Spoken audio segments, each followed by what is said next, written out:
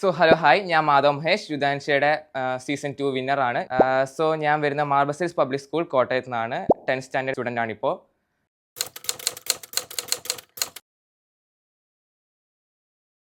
Actually ഈ journey തുടങ്ങുന്നത് last ഇയറിലാണ്, 9th വെച്ചിട്ടായിരുന്നു. പെട്ടെന്ന് ആദ്യം വന്നത് തന്നെ യുഫോറിയ ആയിരുന്നു. അത് 3-day ക്യാമ്പായിരുന്നു. ആദ്യം റിസോഴ്സ് വന്നപ്പോൾ ഞാൻ വെച്ചു, എനിക്കറിയില്ലായിരുന്നു കൂടുതൽ ഇതിനെക്കുറിച്ച്, ഇങ്ങനെ എന്നെ കൊണ്ട് പറ്റുമോ, ഇനി ഫസ്റ്റ് പ്രൈസ് കിട്ടുമോ ഒന്നും എനിക്കറിയില്ലായിരുന്നു.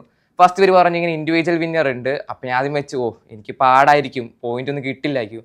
പക്ഷേ ഡേ എൻഡ് ആയിപ്പിക്കാൻ എനിക്ക് മനസ്സിലായി എന്നെ കൊണ്ട് പറ്റും. അന്ന് ഞാനായിരുന്നു ടോപ്പ്. പിന്നെ ഒരു വാശിയായിരുന്നു, ഫസ്റ്റ് വേണം, ഇൻഡിവിജ്വൽ വിന്നർ ആവണം. അങ്ങനെ ആ ക്യാമ്പിൽ ഞാൻ ഇൻഡിവിജ്വൽ വിന്നറായി. പിന്നെ ഒരു 2 മാസം കഴിഞ്ഞിട്ടാണ് തോന്നുന്നു എനിക്ക് യുദ്ധാൻഷ വരുന്നത്. അപ്പോഴും ഞാൻ വെച്ചു, ഓൾ കേരള ആണല്ലോ, ഇച്ചിരി ടഫ് ആയിരിക്കും, പക്ഷെ ശ്രമിക്കും എന്നൊരു വാശി എനിക്ക് ഉണ്ടായിരുന്നു. അങ്ങനെയാണ് ശ്രമിച്ചാണ് ഞാൻ ഇപ്പം ഫസ്റ്റ് പ്രൈസ് കിട്ടിയിരിക്കുന്നത്. 1 year ജേർണി ആയിരുന്നത്. എനിക്ക് കുറേ നല്ല ഓർമ്മകളുണ്ട്. നൈസ് എക്സ്പീരിയൻസ് ആയിരുന്നു. ഇപ്പം നമുക്ക് കുറേ ക്യൂസൊക്കെ അറ്റൻഡ് ചെയ്യാണ്ടായിരുന്നു. ആക്ച്വലി ഭയങ്കര ഫണ്ണായിരുന്നു. ഇപ്പം കഴിഞ്ഞപ്പോൾ ഒരു ഇതായിരുന്നു, ക്യൂസ് ഇല്ലല്ലോ, ഇനിയിപ്പം ആകെ ഒരു മടുപ്പ് പോലെയായിരുന്നു. ഈ മൺഡേയും വെനസ്ഡേ ആയിരുന്നു ഞങ്ങൾക്ക് ക്യൂസ് അല്ല. അപ്പോൾ ഈ അത് കഴിഞ്ഞിട്ട് മൺഡേക്ക് വരുമ്പോൾ ഇന്ന് ക്യൂസ് ഉണ്ടെന്നൊരു ഓർമ്മയിൽ നമ്മൾ കമ്പ്യൂട്ടർ എടുക്കാൻ പോവുക ക്യൂസ് അറ്റൻഡ് ചെയ്യാൻ. പിന്നെ ഓർക്കുന്ന തീർന്നു പോയല്ലോ. ആക്ച്വലി ലേണിങ്ങിൽ ഒരു ഇൻട്രാക്റ്റീവ് ഒരു ഫൺ വേയിലാക്കി അവർ. അത് ഭയങ്കര രസമായിരുന്നു അറ്റൻഡ് ചെയ്യാന്ന് പറഞ്ഞാൽ. ക്യൂസ് വരുന്നു, ഭയങ്കര ക്വസ്റ്റ്യൻ ചോദിക്കുന്നു, കറക്റ്റ് ആകുമ്പോൾ ഒരു സന്തോഷം നമുക്ക്. നമ്മൾ കറക്റ്റ് ആക്കിയ ക്വസ്റ്റ്യൻ. പിന്നെ ലീഡർ ബോർഡിൽ ഫസ്റ്റ് വരുമ്പോൾ ഭയങ്കര സന്തോഷമായിരുന്നു. ഞാൻ ഇതുപോലത്തെ ആദ്യം ട്രൈ ചെയ്യുന്നു ഇങ്ങനത്തെ ഒരു പ്രോഗ്രാമിൽ. എനിക്കതൊരു ഭയങ്കര പ്രൗഡ് മൊമെൻ്റ് ആയിരുന്നു ഫസ്റ്റ് പ്രൈസ് കിട്ടിയപ്പോൾ.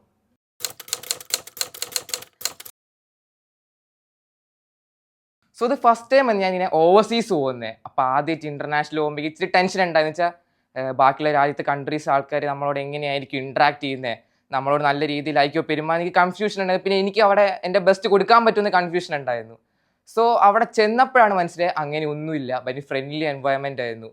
അവർ നല്ല ഫ്രണ്ട്സ്, നല്ല ഫ്രണ്ട്ലി എൻവയൺമെൻറ്റ് എന്ന് പറഞ്ഞാൽ അവർ നല്ലോണമാണ് നമ്മൾ സംസാരിച്ചുകൊണ്ടിരുന്നത്. ആൻഡ് പ്രഷർ ഒന്നും ഇല്ലായിരുന്നു. ഞാൻ ആദ്യം പേടിച്ചതാ, പ്രഷർ ചെയ്യും അവർ. അതായത് ഇപ്പോൾ നമുക്ക് കുറേ ആക്ടിവിറ്റീസ് ഉണ്ടായിരുന്നു, കൺട്രി പ്രസൻറ്റേഷൻ, മ്യൂസിക്, ഒന്നുമില്ല. നമുക്ക് ചെയ്യാൻ പറ്റുന്ന ചെയ്യുക. കുറ്റവും കുറവും പറയുന്ന ആരുമില്ല അവിടെ. അവരെല്ലാം ഫുൾ സപ്പോർട്ടായിരുന്നു. ശരിക്കും പറഞ്ഞാൽ എനിക്ക് നല്ലൊരു എക്സ്പീരിയൻസ് ആയിരുന്നു അത്. എനിക്കിതൊരു ഭാഗ്യം കിട്ടുമെന്ന് ഞാൻ വിചാരിച്ചില്ല, ഇങ്ങനെ ഇൻ്റർനാഷണൽ ട്രിപ്പ് പോകാനുള്ള. പക്ഷേ ഇനി ഇതുപോലെ ഭാഗ്യം വരണമെന്ന് ഞാൻ പ്രാർത്ഥിക്കുന്നുണ്ട്. ഇതുപോലെ കുറേ രാജ്യങ്ങൾ കാണാൻ പറ്റണം, അവരോട് സംസാരിക്കാൻ പറ്റണം, ഇനി ആഗ്രഹം എനിക്കുണ്ട് ഇപ്പോൾ.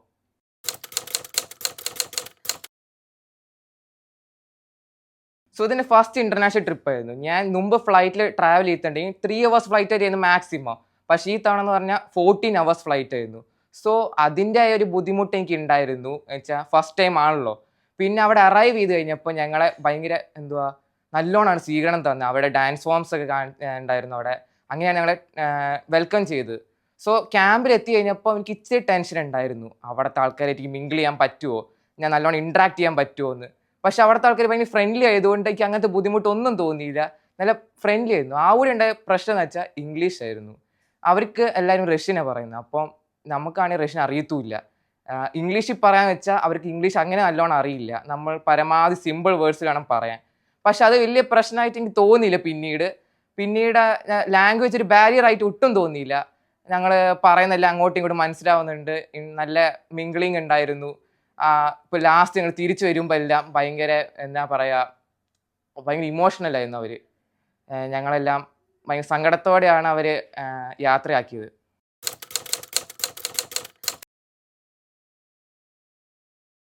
ബ്രിക്സ് എന്നൊക്കെ പറഞ്ഞ് ഞാൻ കേട്ടിട്ടുണ്ട്. അപ്പോൾ എനിക്ക് ഇത്ര നല്ല ഭാഗ്യം കിട്ടിയതിൽ ഭയങ്കര സന്തോഷമൊക്കെ ഉണ്ടായിരുന്നു. ഞാൻ അവിടെ പോകാൻ ഇച്ചിരി ടെൻഷനൊക്കെ തോന്നി ആദ്യം. ഇങ്ങനെ ബ്രിക്സിൽ ആദ്യമായിട്ടാണല്ലോ ഞാൻ പോകുന്നത്. എൻ്റെ ഫസ്റ്റ് ഇൻ്റർനാഷണൽ ട്രിപ്പ് തന്നെയായിരുന്നു. ഇച്ചിരി ടെൻഷൻ ഉണ്ടായിരുന്നു. പക്ഷെ അവിടെ ചെന്നപ്പോൾ ആ ടെൻഷൻ എല്ലാം മാറി എനിക്ക്.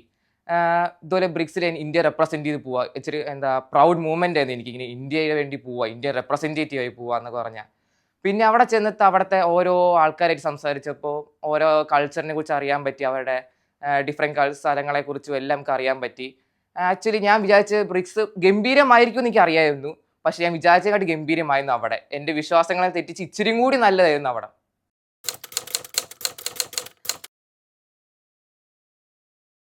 കോൺഫിഡൻസിൻ്റെ കാര്യം ചോദിക്കുകയാണെങ്കിൽ ഞാൻ കോൺഫിഡൻസ് എനിക്ക് ഉണ്ടായിരുന്നു പണ്ട്. പക്ഷെ അത്രയ്ക്ക് അങ്ങോട്ട് ഇല്ലായിരുന്നു. ഞാൻ ഇങ്ങനെ കൂടുതലും സോഷ്യലൈസ് അങ്ങനെ ചെയ്യാറില്ലായിരുന്നു.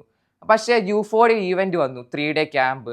അതിൽ വന്നപ്പോഴാണ് കുറച്ചും കൂടി ഞാൻ പുറത്തേക്ക് ഇറങ്ങുന്നത്. അതായത് കുറച്ചും കൂടി മുന്നോട്ട് നിൽക്കാൻ തുടങ്ങി, കൂടുതലും സംസാരിക്കാൻ തുടങ്ങി, ആക്ടിവിറ്റികളിൽ എല്ലാം പാർട്ടിസിപ്പേറ്റ് ചെയ്യാൻ തുടങ്ങി. അത് ശരിക്കും നല്ല ചേഞ്ച് ഉണ്ടായിട്ടുണ്ടായിരുന്നു. അതുകൊണ്ട് ഇപ്പം ഞാൻ ബ്രിക്സ് രാജ്യങ്ങളിൽ പോയപ്പോൾ തന്നെ അവിടുത്തെ ആൾക്കാരായിട്ട് എനിക്ക് മിണ്ടാൻ വലിയ പ്രശ്നം തോന്നിയില്ല. ഇങ്ങനെ മടിയോ പേടിയോ അത്രയ്ക്ക് അങ്ങോട്ട് തോന്നിയില്ല. നമ്മൾ അവരോട് കുറച്ചും കൂടി അങ്ങോട്ട് ചെന്ന് സംസാരിക്കാനുള്ള ധൈര്യം ഉണ്ടായിരുന്നു, ആ കോൺഫിഡൻസ് കിട്ടിയിരുന്നു എനിക്ക്.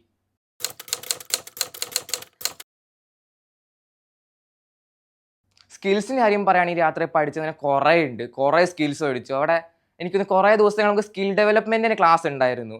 ഫസ്റ്റ് ഓഫ് ഓൾ പറയുകയാണെങ്കിൽ നമ്മളിപ്പോൾ നമുക്കിങ്ങനെ ഇന്ത്യക്കാരായിട്ട് നമുക്ക് സംസാരിക്കാൻ, പക്ഷേ ഫോറിൻ കൺട്രീസ് ആൾക്കാരായിട്ട് നമ്മൾ അധികം സംസാരിക്കാറില്ലല്ലോ. അപ്പോൾ അത് അവരോട് സംസാരിക്കാൻ അവസരം കിട്ടി. അപ്പോൾ അത് നല്ല സ്കിൽ ഡെവലപ്മെൻ്റ് ആയിരുന്നു. പിന്നെ സൂയിങ് ഞാൻ ഇതുവരെ തുന്നിയിട്ടില്ല. ആദ്യമായിട്ടാണ് അവിടെ ചെന്ന് നീഡിൽ പിടിക്കുന്നത് തന്നെ. ഞങ്ങൾക്ക് ക്യാപ്പ് തുന്നാനുണ്ടായിരുന്നു, അവിടുത്തെ കസൻ ക്യാപ്പ്. സോ അങ്ങനെ ആദ്യമായിട്ടാണ് ഞാൻ തുന്നുന്നത്. അപ്പം അതെനിക്ക് നല്ലൊരു പുതിയൊരു സ്കില്ലായിട്ട് തോന്നി. പിന്നെ കുക്കിങ്, അങ്ങനെ അധികം കുക്ക് ചെയ്യാറില്ല ഞാൻ. അത്യാവശ്യം അറിയാം, പക്ഷേ കുക്ക് ചെയ്യാത്ത ഒരാളാണ് ഞാൻ അങ്ങനെ. അപ്പോൾ അത് എനിക്ക് നല്ല പുതിയ സ്കില്ലായിരുന്നു. അവരുടെ ഡിഷ് ഞങ്ങൾക്ക് പ്രിപ്പയർ ചെയ്യാൻ പറഞ്ഞിരുന്നു.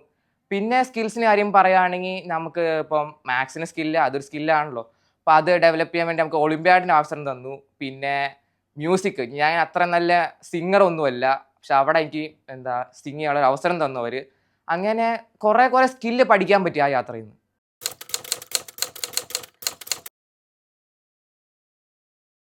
ഞാൻ എപ്പോഴും ആലോചിക്കും, എനിക്ക് ഇന്ത്യക്കാരനായി ജനിച്ചതിൽ എനിക്ക് ഭയങ്കര അഭിമാനമുണ്ട് എപ്പോഴും. പക്ഷേ എനിക്ക് ഇന്ത്യക്ക് വേണ്ടി എന്തെങ്കിലും ചെയ്യാൻ പറ്റില്ലെന്ന് സങ്കടം ഉണ്ടായിരുന്നു. പക്ഷെ ആ സങ്കടം തീർക്കുന്ന നിമിഷമായിരുന്നു എനിക്ക് ബ്രിക്സിൽ ഒളിമ്പ്യാഡിൽ സിൽവർ മെഡൽ കിട്ടിയപ്പോൾ ഇൻഡിവിജ്വൽ കാറ്റഗറിയിൽ. അവിടെ മെഡൽ പെട്ടെന്ന് കിട്ടിയെന്ന് പറഞ്ഞപ്പോൾ എനിക്ക് ഭയങ്കര പ്രൗഡ് മൊമെൻ്റ്. ഞാൻ ഇന്ത്യ റെപ്രസെൻറ്റ് ചെയ്ത് പോകുന്നു, ആ ഫ്ലാഗ് പിടിച്ച് ആ സ്റ്റേജിൽ നിൽക്കുമ്പോൾ ഇന്ത്യക്കാരന് മെഡൽ കിട്ടി, ഇന്ത്യക്ക് വേണ്ടി ഇത് ചെയ്യാൻ പറ്റിയല്ലോ. എനിക്ക് ഒരിക്കലും മറക്കാൻ പറ്റാത്ത പ്രൗഡ് മൊമെൻ്റ് ആയിരുന്നു അത്.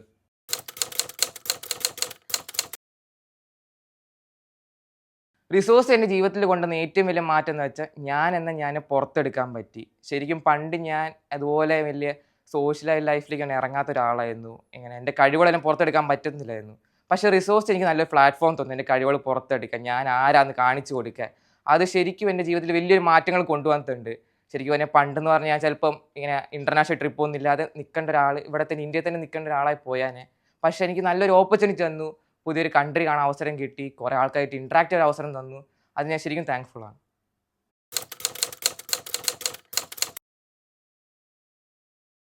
ഓർത്തെടുക്കാൻ നല്ലൊരു ദിവസം എന്ന് ചോദിച്ചാൽ എല്ലാ ദിവസങ്ങളും അടിപൊളിയായിരുന്നു, മറക്കാൻ പറ്റുന്ന നല്ല ദിവസങ്ങളാണ്. പക്ഷെ ചോദിക്കുവാണെങ്കിൽ എനിക്ക് അവിടെ ഒരു ദിവസം ട്യൂസ്ഡേ, അതായത് ഞങ്ങൾ അന്ന് മാത്സ് ഒളിമ്പ്യാഡിന് പോയിരുന്നു, ഗ്രൂപ്പ് കാറ്റഗറി ആയിരുന്നു.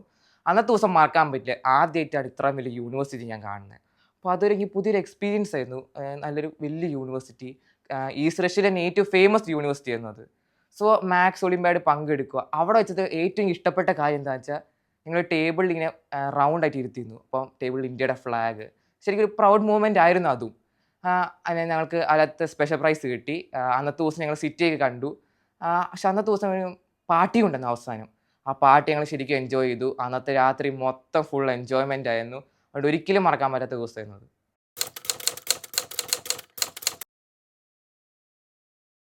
ശരിക്കും പറഞ്ഞാൽ ഇങ്ങനെ യൂത്തിന്, വേറെ കൺട്രീസ് യൂത്തിന് ഇങ്ങനെ ഇൻട്രാക്ട് ചെയ്യാൻ കൊടുക്കുന്ന, ആ പ്ലാറ്റ്ഫോം കൊടുക്കുന്ന നല്ലൊരു തീരുമാനം. എന്ന് വെച്ചാൽ അടുത്ത തലമുറകളാണ് അവർ. അപ്പം ഇനി വരാൻ പോകുന്ന ഫ്യൂച്ചറാണ് അവർ. കൺട്രീസ് തമ്മിൽ നല്ലൊരു ബോണ്ടിങ് ഉണ്ടാകുന്നത് എന്തുകൊണ്ട് നല്ലതായിരിക്കും. ഫ്യൂച്ചറിൽ ആ കൺട്രി ഡെവലപ്മെൻറ്റിന് നല്ലോണം ബാധിക്കും, പോസിറ്റീവ്ലി ആയിരിക്കും അത് ബാധിക്കുന്നത്. ഇതുപോലെ ഇനി അവസരങ്ങൾ കൊടുക്കണം, പ്ലാറ്റ്ഫോം കൊടുക്കണം, യൂത്ത് അങ്ങോട്ടും ഇങ്ങോട്ടും ഇൻട്രാക്ട് ചെയ്യണം. എന്നാലാണ് കൺട്രീസ് തമ്മിലുള്ള ബോണ്ടിങ് സ്ട്രോങ് ആവത്തുള്ളൂ. ഇപ്പോൾ ഫുഡിൻ്റെ കാര്യം തന്നെയാണെങ്കിൽ അവർ വിചാരിച്ച സൗത്ത് ഇന്ത്യൻസ് ആരും ബീഫ് കഴിക്കില്ല എന്ന്. പക്ഷേ സൗത്ത് ഇന്ത്യൻസ് ബീഫ് കഴിക്കും. പിന്നെ എല്ലാവരും വെജിറ്റേറിയൻസ് അല്ല, നോൺ വെജിറ്റേറിയൻസ് ഉണ്ടെന്നും അതൊക്കെ നമുക്ക് പറയാൻ പറ്റും അവരോട്. പിന്നെ അവർ വിചാരിച്ചത് ഇന്ത്യ മൊത്തം ആൾക്കാരെല്ലാം ഒരേപോലെയാണ്, എല്ലാവരും ഹിന്ദി മാത്രമേ സംസാരിക്കൂ, വേറെ ലാംഗ്വേജ് ഒന്നുമില്ല. പക്ഷേ നമുക്ക് അവരോട് പറയാൻ പറ്റും, അതായത് ഓരോ സ്റ്റേറ്റിൽ ഓരോ സ്റ്റൈലാണ്, ഡ്രസ്സിങ്ങിൽ തന്നെ വ്യത്യാസമുണ്ട്, ലാംഗ്വേജ് വ്യത്യാസമുണ്ട്, അവരുടെ ഫുഡ് ഹാബിറ്റ്സ് എല്ലാത്തിലും വ്യത്യാസമുണ്ട്. പിന്നെ ഇപ്പോൾ വേറെ കൺട്രീസ് തന്നെയാണ്, നമുക്കൊരു ചെറിയ വിചാരമുണ്ട്, അതായത് ഇപ്പോൾ ചൈനക്കാരാണ് ഈ പാറ്റയും പല്ലി അങ്ങനത്തെയൊക്കെ തിന്നു. ഞങ്ങൾ ചോദിച്ചു അവരോട്, അവർ പറഞ്ഞു അങ്ങനെയൊന്നുമില്ല, അത് ചിലർ മാത്രമേ കഴിക്കത്തുള്ളൂ. ചൈനക്കാർക്ക് പലർക്കും അത് തന്നെ, അവർക്ക് തന്നെ ഇഷ്ടമില്ല. അതുപോലെ നമുക്കിങ്ങനെ മനസ്സിലാക്കാൻ പറ്റി, കൂടുതലും അവരെക്കുറിച്ച് അറിയാനും പറ്റി, കൺട്രിയെക്കുറിച്ച് അറിയാനും അവരുടെ കൾച്ചറെക്കുറിച്ച് അറിയാനും എല്ലാത്തിനും നല്ലൊരു പ്ലാറ്റ്ഫോം ആയിരുന്നു അത്. സോ ഇതുപോലെ കുറേ ഓപ്പർച്യൂണിറ്റീസ് എടുക്കുന്നത് എന്തുകൊണ്ടും നല്ലതായിരിക്കും, ആ കൺട്രി ഡെവലപ്മെൻറ്റ് നല്ല പോസിറ്റീവ്ലി അത് എഫക്റ്റ് ചെയ്യുന്നതായിരിക്കും.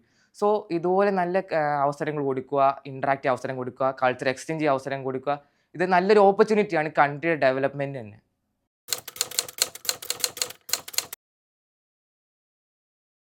ബ്രിക്സിന് വന്നു കഴിഞ്ഞിട്ട് എനിക്ക് മുമ്പുള്ള മാധവനോട് പറയാനുള്ളത് എന്താ വെച്ചാൽ, ഒരിക്കലും പുറകിലോട്ടിക്കല്, എന്തിനും ഏതിനും മുന്നിൽ തന്നെ നിൽക്കണം, ഫ്രണ്ട് റോയിൽ തന്നെ ഉണ്ടാകും. നമുക്ക് അറിയാവുന്നതാണ്, അറിയാത്ത കാര്യങ്ങളിലാണ് ഫ്രണ്ടിൽ തന്നെ നിൽക്കണം. നമ്മൾ ശ്രമിക്കുക.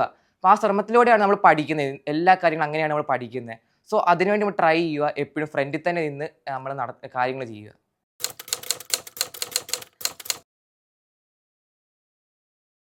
സോ റിസോഴ്സിൽ ഫസ്റ്റ് എത്തിയെന്ന് ചോദിച്ചാൽ, ഞാൻ കുറേ ഹാർഡ് വർക്ക് ചെയ്യുമായിരുന്നു. ഹാർഡ് വർക്ക് ഇല്ലാതെ എന്തും കിട്ടില്ലല്ലോ. സോ ആദ്യം തന്നെ ക്യൂസ് വന്നപ്പോൾ എനിക്ക് നല്ലൊരു ആഗ്രഹമുണ്ടായിരുന്നു, ഒരിക്കലും ഞാൻ ക്യൂസ് അറ്റൻഡ് ചെയ്യാതെ പോവില്ല, ഒരു ദിവസത്തെ പോലും മിസ് ചെയ്യല്ലെന്ന്. സോ ആദ്യത്തെ വീക്ക് തൊട്ട് തന്നെ ഞാൻ കുറേ കഷ്ടപ്പെട്ടു. എല്ലാ ക്യൂസും പരമാവധി ട്രൈ ചെയ്യാൻ നോക്കി. ഇടയ്ക്ക് ടൂറും എക്സാമൊക്കെ വന്നിരുന്നു. എക്സാംസ് ഉണ്ടായിരുന്നപ്പോഴും ഞാൻ ഇതിനു വേണ്ടി സമയം മാറ്റി വയ്ക്കുമായിരുന്നു. പിന്നെ ടൂറിന് തന്നെയാണെങ്കിൽ മുമ്പേ ചെയ്യുമായിരുന്നു. ആക്ടിവിറ്റിയുടെ സമയത്തായിരുന്നു ടൂർ വന്നത്. സോ മുമ്പേ നമ്മൾ ആക്ടിവിറ്റി ഫിനിഷ് ചെയ്ത് ടൂറിന് പോകുമായിരുന്നു. സോ ഒരിക്കലും മിസ് ചെയ്യലെന്ന ആഗ്രഹം എനിക്ക് നല്ലോണം ഉണ്ടായിരുന്നു. അതുകൊണ്ടാണ് ഇങ്ങനെ ഫസ്റ്റ് പ്രൈസ് കിട്ടിയെന്ന് ഞാൻ വിചാരിക്കുന്നു, ആ സ്ത്രീക്ക് കളയാത്തത് കൊണ്ട്.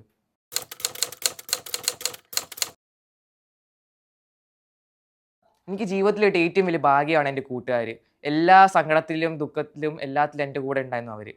സോ പോണതിൻ്റെ മുമ്പ് അവർ അന്ന് യാത്ര ചെയ്യപ്പോൾ എനിക്ക് ഒരിക്കലും മറക്കാൻ പറ്റില്ല. അവരെല്ലാം തോൽപ്പിച്ചാണ് ഞാൻ ഫസ്റ്റ് പ്രൈസ് കിട്ടിയെങ്കിലും അതിൻ്റെ ഒരു ജലസ് അങ്ങനത്തെ ഒന്നും അവർക്കില്ലായിരുന്നു. സന്തോഷം മാത്രമായിരുന്നു. അവരുടെ മനസ്സിൽ, ഓ നമ്മുടെ കൂട്ടത്തിൽ നിന്ന് ഒരാൾ പോവുക, ഇത്രയും വലിയൊരു ഇൻ്റർനാഷണൽ സ്റ്റേജിലേക്ക് പോവുക എന്നൊരു സന്തോഷം മാത്രമായിരുന്നു. പിന്നെ പോണതിന് മുമ്പ് അവർ സ്വീറ്റ്സ് കൊണ്ടുവരണം, വേറെ ഐറ്റംസ് കൊണ്ടുവരണം ഒക്കെ പറയുമ്പോൾ ഒരിക്കലും അവരുടെ മനസ്സിലൊരു ജലസ് ഉണ്ട് നമുക്ക് തോന്നത്തില്ല. അവരത്രയും എന്താ പറയുക, സന്തോഷത്തോടെയാണ് അവരെനിക്ക് യാത്ര ചെയ്യുമ്പോൾ നൽകിയത്.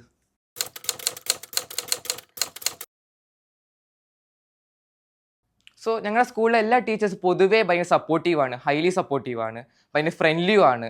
പക്ഷേ ഈ യാത്രയിൽ എനിക്കിങ്ങനെ അവസരം കിട്ടാൻ കാരണമാണെങ്കിൽ അത് 2 ടീച്ചേഴ്സാണ്, ബിൻസി മാമും അജുണ മാമും. അവർ രണ്ടുപേരാണ് എനിക്ക് ഇതുപോലെ ഫസ്റ്റ് കിട്ടാൻ വേണ്ടി സപ്പോർട്ട് ചെയ്ത്. അവർ ഇല്ലായിരുന്നെങ്കിൽ ഒരിക്കലും എനിക്കിങ്ങനെ ഒരു ഭാഗ്യം കിട്ടില്ലായിരുന്നു.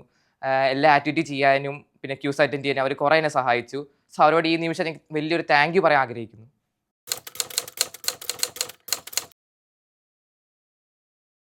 സോ ഇതൊക്കെയാണ് എനിക്ക് റഷ്യയിൽ നിന്ന് കിട്ടിയ ഗിഫ്റ്റ്സ്. അപ്പോൾ ഇതാണെങ്കിൽ ഞങ്ങൾ ഒരു ദിവസം മേയറെ കാണാൻ മീറ്റിംഗ് ഉണ്ടായിരുന്നു. അന്ന് എനിക്ക് മേയർ തന്നതാണിത്, ഒരു ബാഡ്ജാണിത്. പിന്നെ ഇതാണ് എനിക്ക് അന്ന് കിട്ടിയ മെഡൽ, സിൽവർ മെഡൽ, മാത്സ് ഒളിമ്പിയാഡിന് കിട്ടി. ഇതെനിക്ക് ഭയങ്കരമായിട്ട് ഒരു മെമ്മറബിൾ ഒരു മെഡലാണ്, ഒരിക്കലും മറക്കാൻ പറ്റില്ല ആ മൊമെൻറ്റ്. പിന്നെ ഇതൊരു പാർട്ടിസിപ്പേഷൻ സർട്ടിഫിക്കറ്റാണ് മാത്സ് ഒളിമ്പിയാഡിൻ്റെ ടീമിൽ പാർട്ടിസിപ്പേറ്റിന്. പിന്നെ ഇത് അവിടെ നിന്ന് കിട്ടിയ ഒരു സ്കാർഫാണ്, എനിക്കൊരു ഫ്രണ്ട് തന്ന റഷ്യൻ സ്കാർഫാണിത്. എൻ്റെ ഒരു ബെസ്റ്റ് ഫ്രണ്ട് തന്ന റഷ്യൻ ഫ്രണ്ട്. പിന്നെ ഇത് ഒരിക്കലും എനിക്ക് മറക്കാൻ പറ്റില്ല. അവിടുത്തെ എല്ലാ ഫ്രണ്ട്സും എനിക്ക് അവരുടെ സൈനും ഇതൊക്കെ എഴുതി തന്നൊരു ഡ്രസ്സാണിത്. ഒരിക്കലും ഭയങ്കര മറക്കാൻ പറ്റാത്തൊരു മൊമെൻ്റ് ആയിരുന്നു അത്. ഭയങ്കര സാഡ് ആയിരുന്നു. വെച്ചാൽ ഞങ്ങൾ പോകുന്ന അന്നായിരുന്നു. അപ്പം എല്ലാവർക്കും ഭയങ്കര സങ്കടമായിരുന്നു, ഞങ്ങൾ പോവുക, ഇനി എപ്പോഴും കാണാൻ പറ്റുമോ എന്ന് അറിയില്ലല്ലോ. ഒരു സാഡ് മൊമെൻ്റ് തന്നെയായിരുന്നു അത്. സോ ഇത് ഈ കസൻ യൂണിവേഴ്സിറ്റിയിൽ നിന്ന് കിട്ടിയ പൗച്ചാണ്, മാത്സ് ഒളിമ്പിയാഡിൽ പാർട്ടിസിപ്പേറ്റ് ചെയ്തതിന് കിട്ടിയ ഒരു പൗച്ചാണിത്. പിന്നെ ആണെങ്കിൽ ഇതാണ് അവിടെ നിന്ന് തന്നൊരു ഹുഡി ആയിരുന്നു ഞങ്ങൾക്ക് തന്നത്. എനിക്കിത് ഭയങ്കരമായിട്ട് ഇഷ്ടപ്പെട്ടു. ഇതിൻ്റെ ഡിസൈൻ പ്രത്യേകിച്ച് ആ കസൻ എന്നൊക്കെ എഴുതിയിട്ടുള്ളത് ഭയങ്കരമായിട്ട് ഇഷ്ടപ്പെട്ടു. ഞാൻ ഒരിക്കലും കളയത്തില്ല ഇത്, ഞാൻ അതുകൊണ്ട് സൂക്ഷിച്ച് വെച്ചേക്കുന്നത്. പിന്നെ വേറെയും കുറേ ഗിഫ്റ്റ്സ് കിട്ടിയിരുന്നു എനിക്ക്, ചൈനക്കാരും പിന്നെ റഷ്യൻസ് അവരൊക്കെ തന്നിരുന്നു എനിക്ക്. പക്ഷെ അതൊക്കെ ഞാൻ ഫ്രെയിം ചെയ്ത് വെച്ചേക്കുക. എനിക്ക് കളയണമെന്ന് ഒരിക്കലും ആഗ്രഹമില്ല, അത് ഉപയോഗിക്കത്തില്ല ഒരിക്കലും അത്. എന്ന് വെച്ചാൽ എനിക്ക് ജീവിതകാലം മൊത്തം അത് കാണേണ്ടതാണത്.